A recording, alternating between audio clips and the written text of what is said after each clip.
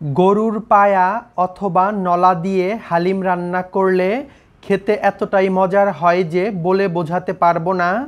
Trust me guys, এই হালিমটা খেতে এতটাই টেস্টি হয় যে আপনারা যদি এটা বাসায় না ট্রাই করেন তাহলে কখনোই বুঝতে পারবেন না যে এটা খেতে ঠিক কতটা মজার।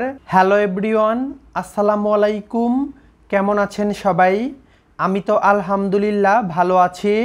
আবারও হাজির হয়ে গেলাম আরও নতুন একটি রেসিপি নিয়ে। আমার আজকের রেসিপি রমজান স্পেশাল হালিম। কথা না বাড়িয়ে চলুন ঝটপট শুরু করি।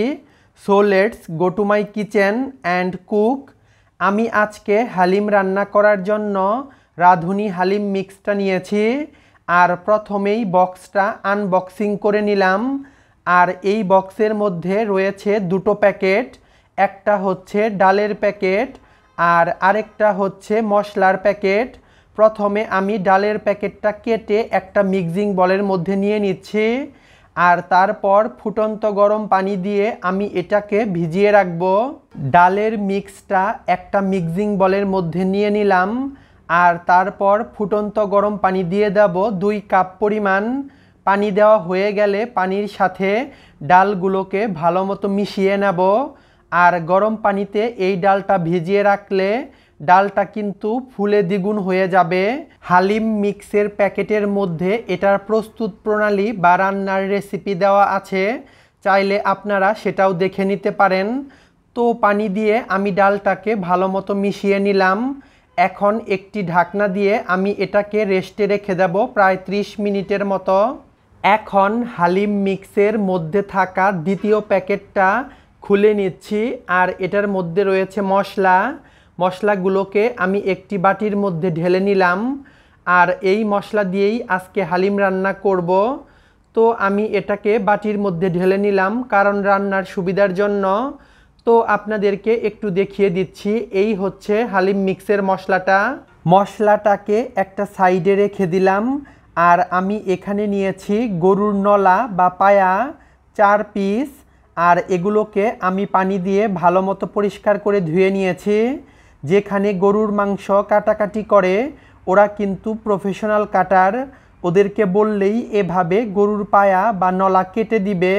গরুর এই নলাটা বা পায়া আজকে রান্না করব প্রেসার কুকারে।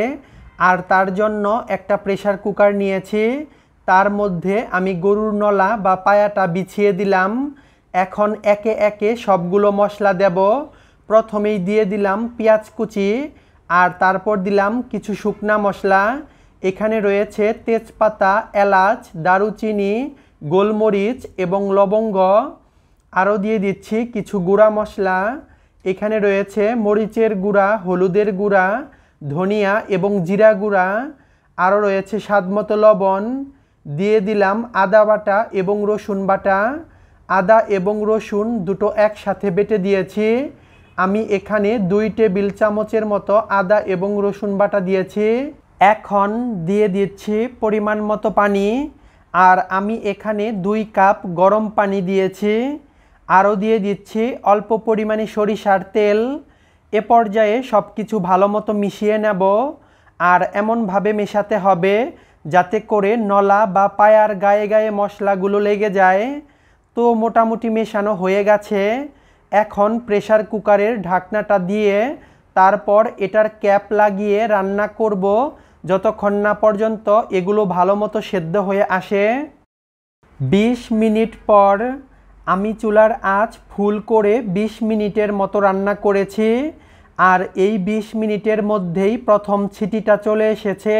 আমি টোটাল 13টা সিটি দিয়ে নিয়েছি। আর এর মধ্যেই গরুর পায়া আর নলা সেদ্ধ হয়ে গেছে।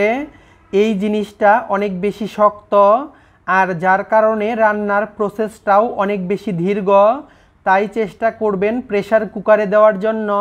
12 থেকে 13টা সিটি দিলেই এটা রান্না হয়ে যাবে। তবে আপনাদের ক্ষেত্রে কম বা বেশি লাগতে পারে। আর সময়ের কথা যদি বলতে যাই তাহলে আমার 50 মিনিটের মতো সময় লেগেছে এটা সেদ্ধ হতে। 13টা সিটি দেওয়ার পর আমি চুলাটা অফ করে দিয়েছিলাম। আর তারপর অপেক্ষা করেছি প্রায় 30 মিনিটের মতো। এটা যখন পারফেক্টলি ঠান্ডা হয়ে যাবে তখন আমি এটার ঢাকনাটা খুলে নিলাম। অবশ্যই ঠান্ডা হওয়ার পর প্রেসার কুকারের ক্যাপটা খুলবেন, তা না হয় অনাকাঙ্ক্ষিত দুর্ঘটনা ঘটতে পারে। তো আমার গরুর পায়া এবং নলা দুটোই ভালো মতো সেদ্ধ হয়ে গেছে, আর এগুলোকে এখন বাগার দেব।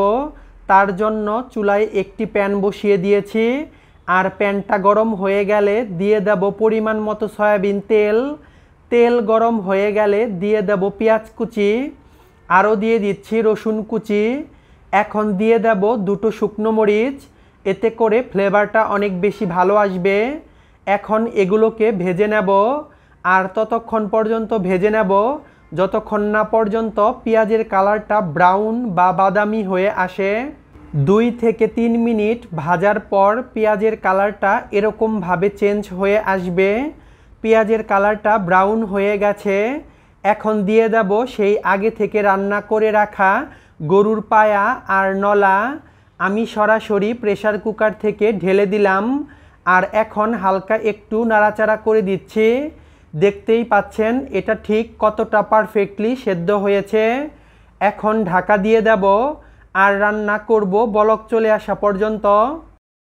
10 মিনিট পর 10 মিনিটের মধ্যে এটা খুব ভালো মতো ফুটতে শুরু করবে, আর এ পর্যায়ে একটু নাড়াচাড়া করে দিচ্ছি। আমি যখন ঢাকনাটা খুললাম সাথে সাথে দারুণ একটা ঘ্রাণ পেলাম। এখন দিয়ে দেব সেই হালিম মিক্সের মশলাটা, আর সেখান থেকে আমি অল্প কিছুটা মশলা দিয়ে দিলাম। আরও দিয়েছি 1 চা চামচ গরম মশলার গুঁড়া। এ পর্যায়ে সবগুলো মশলা ভালো মতো মিশিয়ে নেব, আর মেশানো হয়ে গেলে ঢাকা দিয়ে রান্না করব প্রায় 4 থেকে 5 মিনিট। আমার নেহারি একদম রেডি। এ পর্যায়ে ঢাকা দিয়ে এটাকে চুলার উপর রেখে দেব, এতে করে এটা আরও সফট হয়ে যাবে। তো মোটামুটি মেশানো হয়ে গেছে। এখন ঢাকা দিয়ে চুলার উপর রেখে দেব প্রায় 5 থেকে 6 মিনিটের মতো।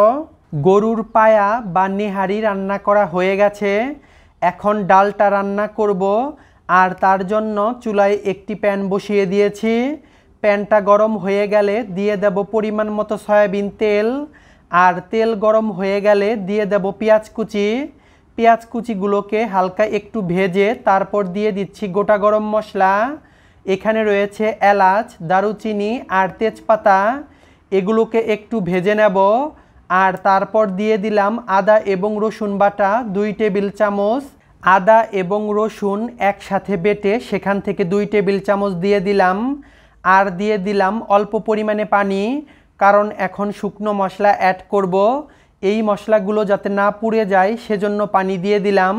আর এই মশলার মধ্যে রয়েছে 1 চা চামচ করে মরিচের গুঁড়া, হলুদের গুঁড়া, ধনিয়া এবং জিরা গুঁড়া, আরও রয়েছে স্বাদ মতো লবণ। এ পর্যায়ে নাড়াচাড়া করে মশলাটাকে ভালো মতো মিশিয়ে নেব, আর মেশানো হয়ে গেলে ঢাকা দিয়ে কষিয়ে নেব প্রায় 4 থেকে 5 মিনিট। 5 মিনিট পর 5 মিনিটের মধ্যে আমি ঢাকাটা খুলে একবার নাড়াচাড়া করে দিয়েছিলাম। এ পর্যায়ে আবারও নাড়াচাড়া করে দিচ্ছি, যাতে করে মশলাটা নিচে থেকে না লেগে যায়। মশলাটা কষানো হয়ে গেছে। এখন দিয়ে দেব সেই আগে থেকে ভিজিয়ে রাখা ডালগুলো। ডালগুলো ভিজিয়ে রাখার কারণে প্রায় ফুলে দ্বিগুণ হয়ে যাবে। এখন দিয়ে দেব সেই হালিম মিক্সের পুরো মশলাটা, আর পুরো মশলাটা দিয়ে তারপর সব কিছুর সাথে ভালো মতো মিশিয়ে নেব, আর মিশিয়ে এই ডালটাকে ভালো মতো কষিয়ে নিতে হবে। হালিম মিক্সের মশলা থেকে 2 টেবিল চামচ মশলা আমি নিহারিতে দিয়েছিলাম, আর পুরো মশলাটাই আমি ডালের মধ্যে দিয়ে দেব, এতে করে ডালটা খেতে ভালো লাগবে। সব কিছু ভালো মতো মেশানো হয়ে গেছে। এখন দিয়ে দিচ্ছি পানি। ডাল ভিজিয়ে রাখা বাটিটা ধুয়ে তারপর পানি দিয়ে দিলাম। পানি দেওয়ার পর ডালের সাথে পানিটাকে ভালো মতো মিশিয়ে নিতে হবে, আর আমার কাছে মনে হলো পানি একটু কম হয়েছে, তাই এ পর্যায়ে আরও কিছুটা পানি দিয়ে দিলাম। আমি এখানে টোটাল 1 লিটার পানি দিয়েছি। পানি দেওয়ার পর সব কিছু ভালো মতো মিশিয়ে নিতে হবে, আর সব কিছু ভালো মতো মেশানো হয়ে গেছে। এখন ঢাকা দিয়ে রান্না করব যতক্ষণ না পর্যন্ত পানিটা ফুটে আসে। 15 মিনিট পর 15 মিনিটের মতো আমি ফুল আঁচে রান্না করেছি, আর এর মধ্যেই পানিটা ফুটে এসেছে। আর ঢাকনাটা খুলে নাড়াচাড়া করে দিচ্ছি, কারণ ডালটা উপচে পড়ার সম্ভাবনা রয়েছে, তাই ঢাকাটা খুলে নাড়াচাড়া করে দিচ্ছি। হালিমের এই ডালটা রান্না হতে বেশি একটা সময় লাগে না। তো নাড়াচাড়া করে দেওয়া হয়ে গেছে। আবারও ঢাকা দিয়ে রান্না করব প্রায় 10 থেকে 15 মিনিট। 15 মিনিট পর এই 15 মিনিটের মাঝে আমি ঢাকাটা খুলে একবার নাড়াচাড়া করে দিয়েছিলাম, কারণ ডালটা উপচে পড়ার সম্ভাবনা রয়েছে আর ডালটা নিচে থেকে লেগেও যেতে পারে। তার জন্য ঢাকনাটা খুলে আমি একবার নাড়াচাড়া করে দিয়েছিলাম। এখন আবারও নাড়াচাড়া করে দিলাম। আমার হালিমের ডাল রান্না করা হয়ে গেছে। এই ডালটা ঠান্ডা হওয়ার পর আরও ঘন হয়ে যাবে। আপনারা ডালের ঘনত্ব কতটুকু রাখতে চান সেই অনুপাতে জাল করে ঘন বা পাতলা করে নিতে পারবেন। এখন ঢাকা দিয়ে আমি ডালটাকে চুলার উপরে রেখে দেব, যাতে করে ডালটা গরম থাকে। আর তারপর গরম গরম পরিবেশন করে নিচ্ছি। আমি হালিমটাকে গরম গরম একটা সার্ভিং বলে পরিবেশন করে নিচ্ছি। হালিমের ডালটা এ পর্যায়ে অনেকটাই ঘন হয়ে গেছে। আর হালিম কিন্তু গরম গরম পরিবেশন করতে হয়, তাই অবশ্যই চেষ্টা করবেন গরম গরম পরিবেশন করার জন্য, তাহলেই হালিমের অথেন্টিক টেস্টটা পাবেন। কেমন লাগলো আমার আজকের রেসিপি তা কিন্তু অবশ্যই আমাকে কমেন্টে জানাতে ভুলবেন না। আমার রেসিপিগুলো ভালো লাগলে প্লিজ আমার ইউটিউব চ্যানেলটাকে সাবস্ক্রাইব করবেন, ফেসবুক পেজ এবং টিকটক ফলো দিয়ে আমার পাশেই থাকবেন। হালিমের ডালটা বেড়ে নেওয়া হয়ে গেলে উপর থেকে দিয়ে দেব গরুর পায়া আর নলা, তারপর দিয়ে দিলাম একটু ঝোল। এখন দিয়ে দিচ্ছি ধনিয়া পাতা কুচি। আপনারা আপনাদের পছন্দ মতো ধনিয়া পাতা কুচি, আদা কুচি, পেঁয়াজের বেরেস্তা দিয়ে ডেকোরেশন করে নেবেন। অবশ্যই হালিমে আদা কুচি দিবেন, এতে করে হালিমটা খেতেও যেমন ভালো লাগবে আর আদা কুচি হজমে সাহায্য করে। এই রমজানে একবার হলেও বাসায় ট্রাই করবেন। আর ট্রাই করলে আমাকে কমেন্টে জানাতে ভুলবেন না আপনাদেরটা খেতে কেমন হয়েছিল। এই হালিমটা রান্না করা একদম সহজ আর খেতে কিন্তু অসম্ভব মজার। রেসিপিটা ভালো লাগলে লাইক, কমেন্ট এবং শেয়ার করবেন আপনার বন্ধুদের সাথে। আবারও দেখা হবে নতুন কোনো রেসিপিতে। সে পর্যন্ত সবাই সুস্থ এবং ভালো থাকবেন। আল্লাহ হাফেজ।